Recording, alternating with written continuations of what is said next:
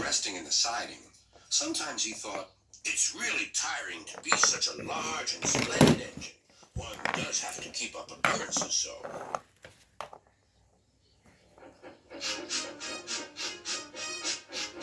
Beep, beep, beep, beep. Hello, lazy bones. Whistle Remake. What cheek, spluttered Gordon. That Henry is too big for his wheels. Fancy speaking to me like that. Me, who has never had an accident.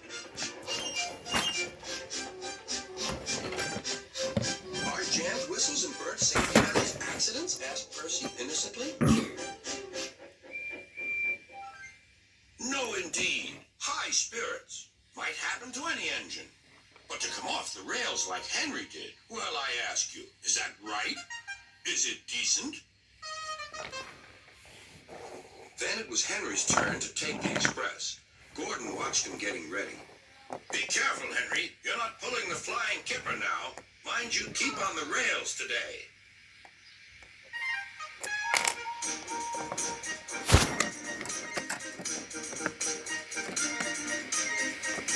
Henry went off in a huff. Gordon yawned and went to sleep. But not for long. Wake up, Gordon, said his driver. A special train's coming and we're to pull it. Is it coaches or freight cars?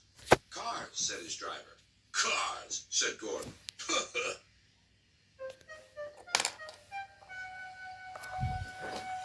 Gordon's fire was slow to start, so Edward had to push Gordon to the turntable to get him facing the right way. I won't go! I won't go! Grumbled Gordon.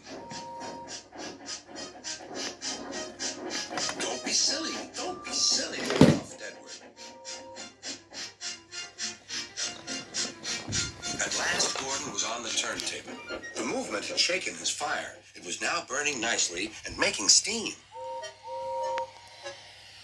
Gordon was cross and didn't care what he did. He waited till the table was halfway round. I'll show them, he hissed. He moved slowly forward to jam the table, but he couldn't stop himself and slithered into a ditch. Whoosh! He hissed. Get me out! Get me out! Not a hope, said his driver and fireman. You're stuck, you silly great engine. Don't you understand that? They telephoned Sir Topham Hatt.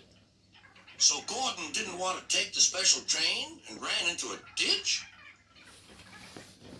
What's that you say? The special's waiting? Tell Edward to take it, please, and Gordon, leave him where he is. We'll get him out later.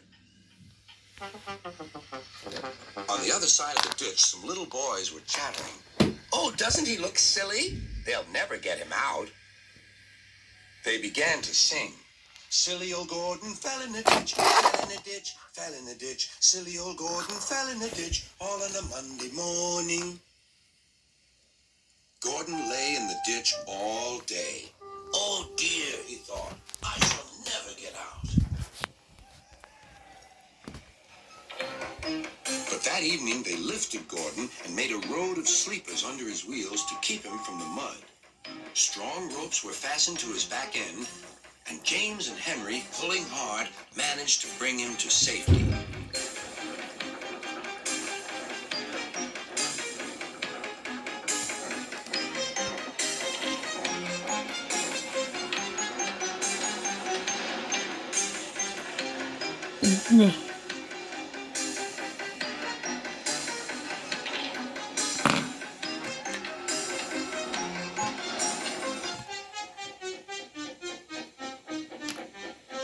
Late that night, Gordon crawled home, a sadder and wiser engine.